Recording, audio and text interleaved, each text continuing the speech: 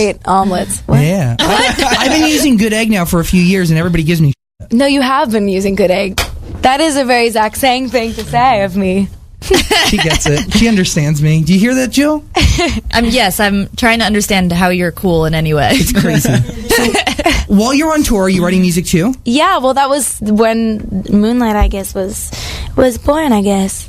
How does that work? So because that show is taxing. I've seen the show numerous times just now. punched your microphone. I know. That show is taxing. But it really is. Like, it's a lot of work. Yeah. It's not simple. Like, you go and you write from there. I mean, you know me personally. I'm a workaholic. I inherited my work ethic from my mom, who inherited it from my grandpa, and after a day off, I'm ready to go again. It's like I'm antsy. I'm ready to create something new or work on something new. But after, like I said, the show got in my body after a while, so it was super easy, and I would get on the bus, and I would FaceTime Victoria, and, we would write together, and then on my weeks off in LA, there were only a couple, but I came in May, and I spent a couple weeks with Max and Savin and Ilya, and we did Focus and a couple other records, which I'm very excited about. And, we're wrapping up in November, and it's almost done. It's crazy because it's been almost a year of working on this album. Like, right after My Everything came out, me and Victoria were already, thinking about the next stuff and, inspired and ready to go. It's like, I don't ever want to stop creating, so. Let's get into that process, right? The woman with no short answer. Ariana Grande. But the best. They're eloquent. Thank you. And they're done right. Oh, thank you. The process of making music for you, what is it like? You're going through everyday life and you're being inspired. When you get an inspiration, where does it go? And how does that translate into a song? Is it starting with lyrics? Well, it depends on the situation. When it comes to,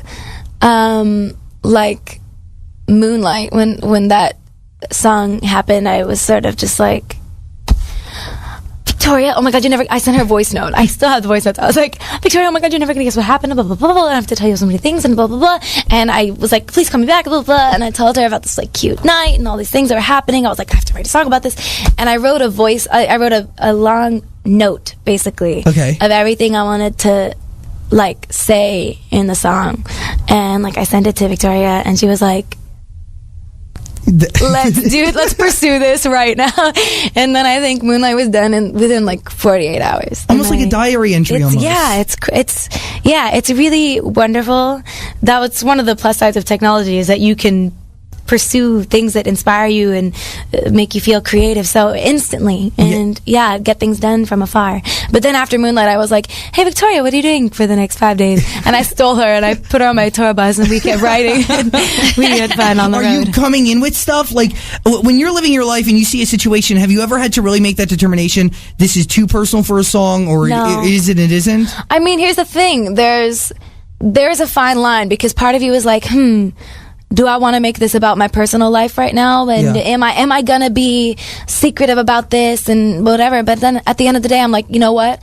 I'm a 22-year-old girl. Yeah. If I'm not writing about what I am directly feeling and what I'm going through in this moment as honestly and as genuinely as I can, then I'm gonna feel like I'm sacrificing my artistry and I'm sacrificing my genuine ness in 100%. My music, and I don't want to do that. So art is honest. It is personal. Yeah, it's personal as can be. Yeah, 100%. As can be.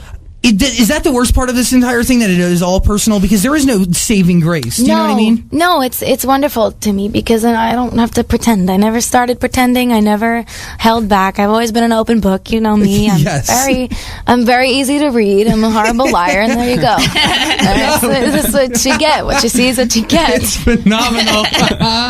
Oh my gosh. You look back and you see old Ariana to new Ariana, and you think about how much you've learned and how much you've grown. It's insane. Yeah. Can you pinpoint one or two things, the biggest thing you've learned over the last maybe 4 years? I guess when you just be yourself, you know, and in your most genuine possible way, and are completely unafraid, that's when everything starts to fall into place. And that takes a while, especially with so much public, rumors and opinions and all this stuff. You know what I mean? It's you get scared and you want to hold back a little. But then I was like, you know what? None of this would be happening if I just and just was myself, and I went out and I was my silly self, and then you go and it all goes away, and then you're like, that's me, and it's a life changer. There you go. Yeah, when you let go and you're like, here you go.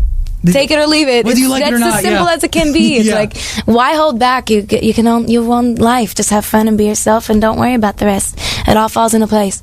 Amen. But there you go. Let's look back at rambling, but coffee rambling. Last 24 hours for you, Viva Glam, baby. Yeah. Mac, and you've been working on this for so long. I've seen so many different styles. I showed you the lipstick forever ago. They're beautiful. I was in New York, and you were like, "Why are your lips black?"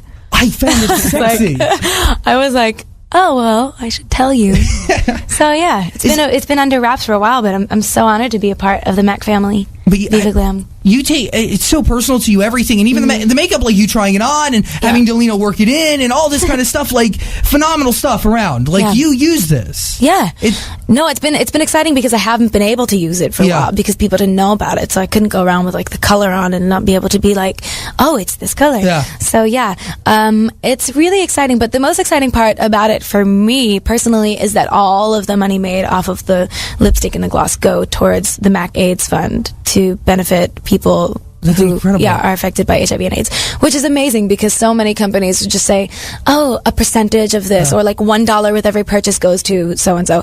But this is literally every penny. Wow. Like, that's it's amazing. Completely guilt-free shopping. Wow. Like, you're helping somebody and you look fierce. I just got the chills, dude. Yeah, no, it's really cool. That's it's special. It's cold, yeah. Cool for you to be able to do that now in your life? Yeah, well, absolutely, yeah. I feel like I'm at a point where I can use my voice and I can yell about things that I'm passionate about, and I, that's a blessing. I'm excited. I don't want to just entertain. I want to make people feel something. I want to make people, feel. I want to make people give back and feel empowered and feel happy and, like they're not alone, whatever. All that good stuff. It's exciting to be able to use my voice to do those things. It's pretty cool. Yeah, it's cool. I'm rambling because I'm nervous and it's cool. Well, I'm gonna go behind the mic. Yeah, sure. As you go into 2016, do you have any goals? Like, what do you have? What's on your list? I want to make sure that Moonlight is my best album yet. There have only been 3, but I want to make sure that it's the best one yet. And I think it is, personally. I love it. I'm very proud of it. And so when you're doing a song, how often are you listening to it? Is that what you're listening to in the car constantly? What is it?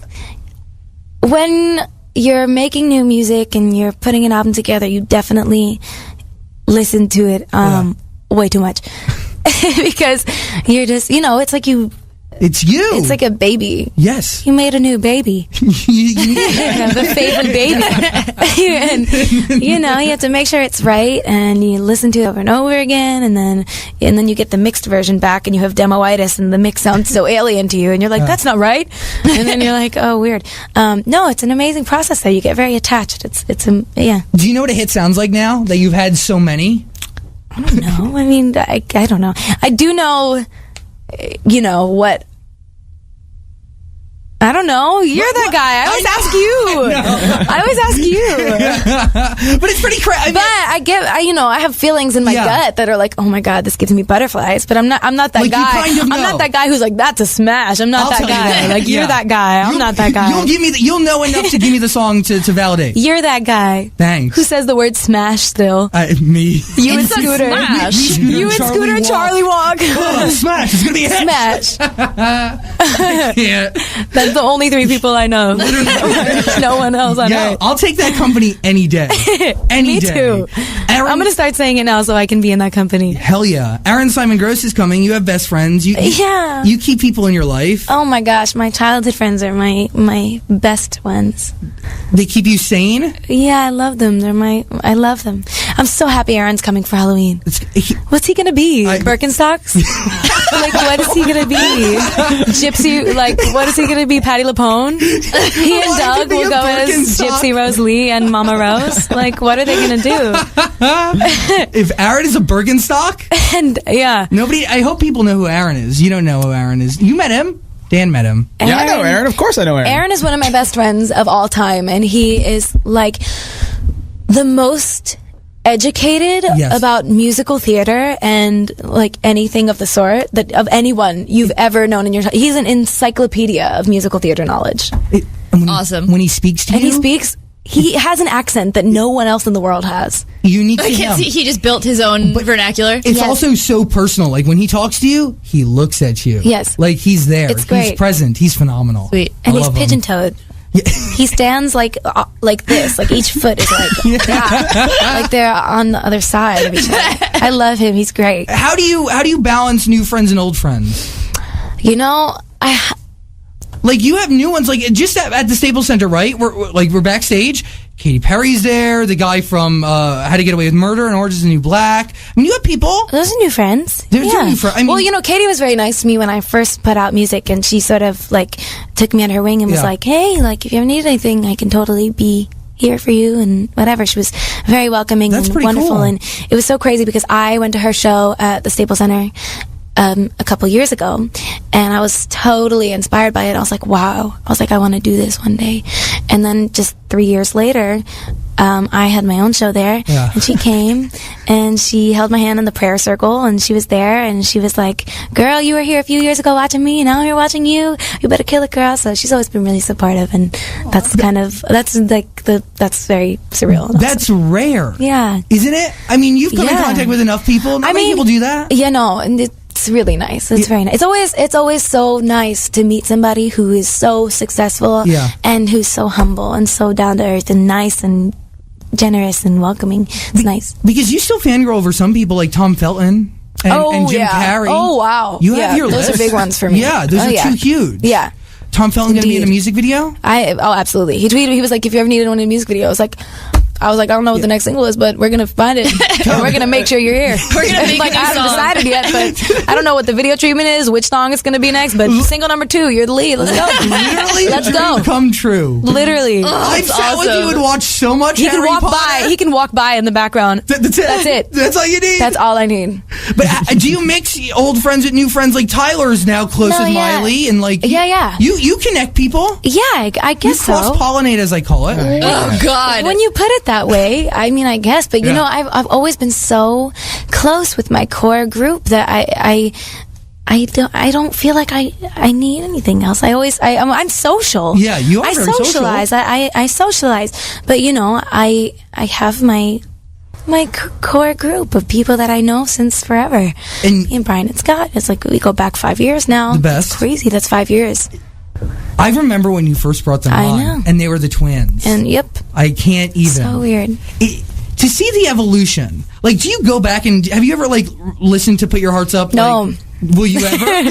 That's like scrolling too far back on Facebook, and you're like, oh. Like when you click on the profile picture and go back, and you're like, no, no, and you delete everything. Braces. There's that one day when you just delete everything from like 2013 half 0.5 on, and then you're just like, you delete everything. It's like Born 2014. There's nothing special about that. Like when you listen to it, if you watch the video, like what comes to mind?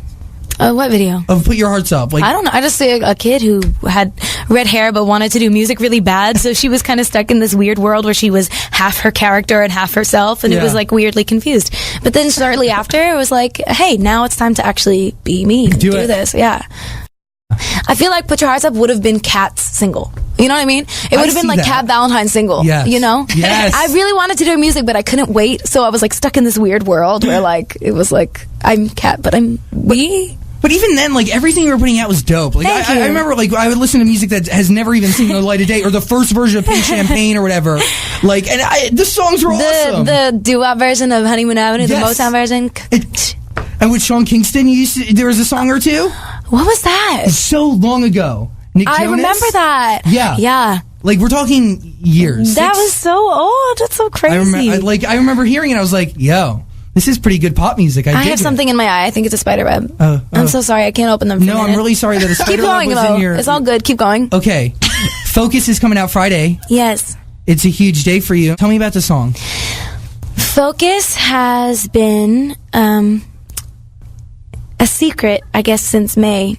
And when we first wrote it and cut it and recorded it, you know? And... it's been so hard to keep my mouth shut. I've been so excited about it. I love the teaser pictures. The white hair. Thank you. Sister's looking good. Granny chic. Yo. Nona inspired. Yeah. I really was like, when I put that wig on, I was like, when I'm 70, I'm going to grow it out. You're gonna look good. I was like, I'm going to let it happen. When I'm 70, I was like, I can't wait to gray. I